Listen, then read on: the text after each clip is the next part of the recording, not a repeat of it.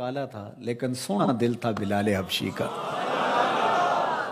ابو لہب کا چہرہ تو چمکتا تھا، اسی لیے اس کو ابو لہب کہا گیا، انگارے کی طرح چمکتا ہوا چہرہ، لیکن اس کا دل کالا تھا۔ تو وہاں چہرے نہیں دیکھے جاتے، وہاں دل دیکھے جاتے ہیں۔ الا من اتى اللہ بقلب سلیم، وہاں دیکھا جاتا ہے قلب سلیم کے ساتھ کون آیا۔ دل کی ستھرائی، دل کی عفت، دل کی پاکیزگی۔ شیشے اتے کٹا جمیا کنداں چاڑی جاندے، شیشے اتے کٹا جمیا کنداں چاڑی جاندے، جلداں نوں اے سانپ کے رکھن ورکے پھاڑی جاندے، جلداں نوں اے سانپ کے رکھ دے ورکے پھاڑی جاندے۔ تو اصل تو یہ صاف ہونا چاہیے، یہ ستھرا ہونا چاہیے۔ میرے اور آپ کے آقا و مولا حضور ختم المرتبت صلی اللہ علیہ وآلہ وسلم، ہمارے ماں باپ ان پہ قربان، کثرت کے ساتھ ایک دعا مانگتے تھے، یا مقلب القلوب ثبت قلبی علی دینک، اے دلوں کو پھیرنے والے میرے دل کو اپنے دین پہ ثابت رکھنا۔ ام المومنین رضی اللہ تعالیٰ عنہ فرماتی ہیں کہ میں نے حضور علیہ السلام سے پوچھا کہ حضور اسلام لانے کے بعد بھی اس کی ضرورت ہے کہ یہ اللہ کی بارگاہ میں عرض کریں؟ تو آقا کریم نے ارشاد فرمایا کہ دل رحمان کی 2 انگلیوں کے درمیان ہے، وہ جس طرف چاہے پلٹ دے، بے نیاز ہے۔ تو اس لیے ہر وقت اس سے مانگنا چاہیے، اللہ میرا دل سلامت رہے، دین پر قائم رہے۔ ورنہ ہم دیکھتے ہیں کتنے لوگ ہیں بظاہر اچھے ہوتے ہیں لیکن انجام بخیر نہیں ہوتا۔ انما الاعمال بالخواتیم، اعمال کا دار و مدار حسن خاتمہ پہ ہے۔ خاتمہ کیسا ہوتا ہے؟ حضرت سہل بن سعد الساعدی رضی اللہ تعالیٰ عنہ فرماتے ہیں کہ ایک غزوہ میں ایک مالدار شخص بڑی بے جگری سے لڑ رہا تھا، اس جرت سے لڑ رہا تھا کہ ہمارے دل میں آیا کہ کیا بات ہے۔ آقا کریم علیہ السلام نے دیکھا تو فرمایا جس نے اہل جہنم میں سے کسی کو دیکھنا ہوتے سے دیکھ۔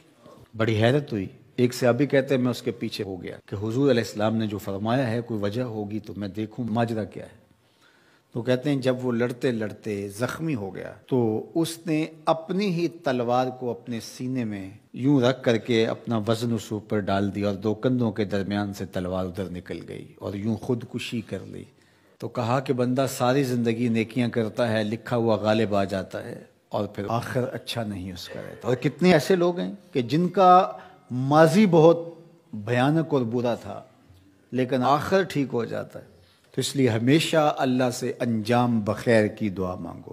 یا مقلب القلوب ثبت قلبی علی دینک، اے دلوں کو پھیرنے والے ہمارے دلوں کو دین پہ ثابت رکھنا، کہیں ایسا نہ ہو کہ ہمارا انجام ٹھیک نہ ہو، انجام ہمارا ٹھیک ہونا چاہیے۔ حضرت ابی ملیکہ رضی اللہ تعالی عنہ فرماتے ہیں میں 30 اصحاب رسول سے ملاقات کی ہے، میں نے سب کو فکر مند پایا ہے انجام ٹھیک ہو جائے۔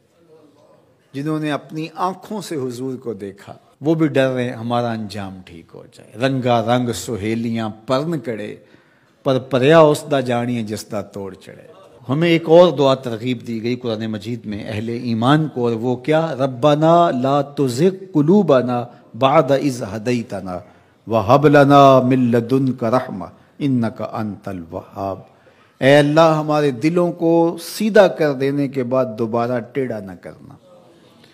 یہ دل سیدھے ہیں تو سیدھے ہی رہیں، یہ کبھی دوبارہ ٹیڑھے نہ ہوں۔ یہ نرم ہیں تو نرم ہی رہیں، کہیں پتھر نہ ہو جائیں۔ ایمان کے نور سے جگمگا رہے ہیں اللہ، یہ جگمگاتے ہی رہیں، کہیں دوبارہ ان میں ظلمتیں نہ آ جائیں۔ لا تزغ قلوبنا بعد اذ ہدیتنا، ہمارے دلوں کو سیدھا کر دینے کے بعد دوبارہ ٹیڑھا نہ کر دینا۔ وہب لنا من لدنک رحمہ، اور ہمیں اپنی جناب سے رحمتیں عطا کر دے۔ انک انت الوہاب، تو وہاب ہے، اپنے کرم سے اپنے فضل سے ہمیں مالا مال فرما دے۔ تو میری دعا ہے اپنے لیے سب سے پہلے اور آپ سب کے لیے اور اپنے جملہ دوستوں کے لیے، پیر بھائیوں کے لیے، سب ملنے والوں کے لیے کہ اے اللہ ہم سب کو ہمیشہ ثابت قدم دین پہ رکھنا، آخری ہچکی تیرے نام پہ آئے، تیرے محبوب کی غلامی میں آئے، ہم سب کا خاتمہ ایمان پہ۔ ایک ایک کر کے دوست ہم سے جدا ہو رہے ہیں، ہم بھی اس دنیا پہ مستقل رہنے والے نہیں ہیں، کوچ کر جانے والے۔